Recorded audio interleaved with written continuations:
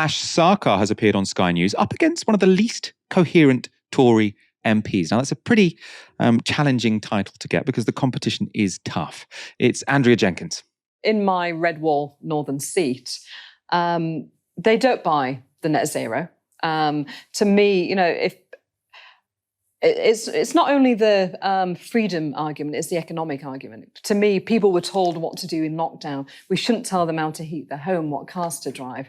So as a freedom-loving conservative, that's, I find that very excellent. But besides that, the economic argument, I don't want to make people poorer. I don't want the working class voters to have to pay for the middle classes to drive their electric cars, Sophie.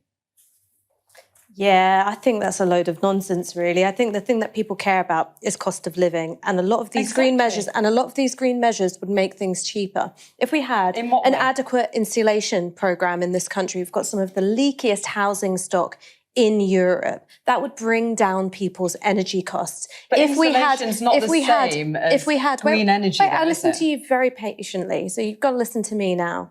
If we keep people reliant on fossil fuels, which are subject to the kind of external shocks that we've seen with the war in Ukraine, which sent people's gas bills soaring, we're more vulnerable than if we've got domestically produced green energy, whether that's solar, whether that's wind, whether that's hydro.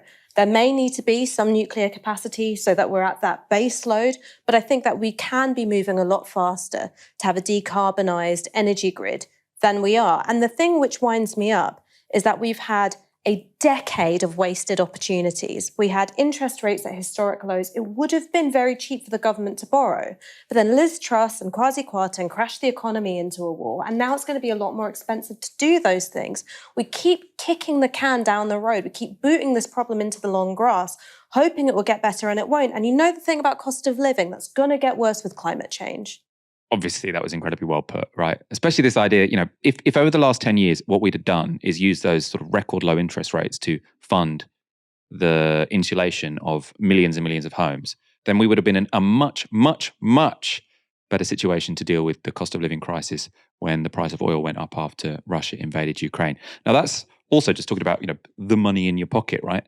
Obviously, the big issue with climate change is that the costs of climate change are going to be absolutely enormous. So basically all economic studies of climate change, they'll all vary in terms of what figure they put on it. But what they all seem to agree on is that dealing with climate change now is going to be cheaper than dealing with its consequences later. Floods, very expensive. Hurricanes, very expensive. All of the things we associate with catastrophic climate change are very, very expensive. So if our government has to spend a little bit more now to transition our economy to a green one, that will end up paying for itself in the long term. As I say, very well put. Let's see how Andrea Jenkins pushed back.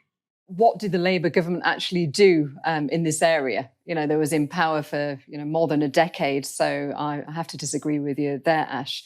And I agree it's about the cost of living. And I've been speaking to some businesses. Businesses have had to jump through hoops. Some have gone bankrupt to try and actually meet these targets. And it's just wrong. The economy has been trashed through the war in Ukraine and also COVID.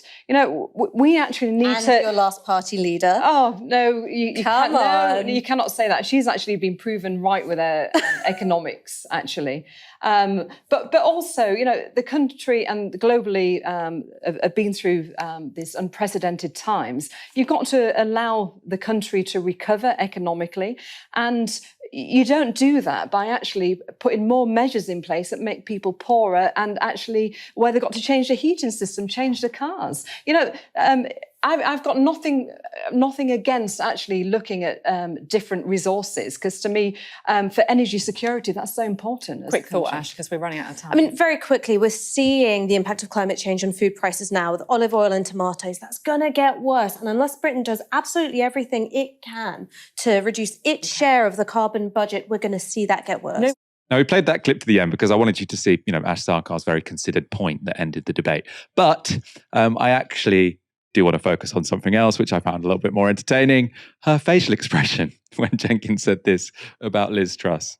She's actually been proven right with her economics, actually.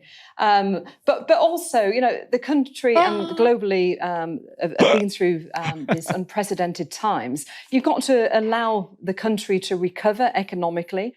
There is nothing more cutting than that face. Really, really dismissive, and well deserved. Ash can do such a good dismissive impression. I'm terrified if she'll ever do it to me.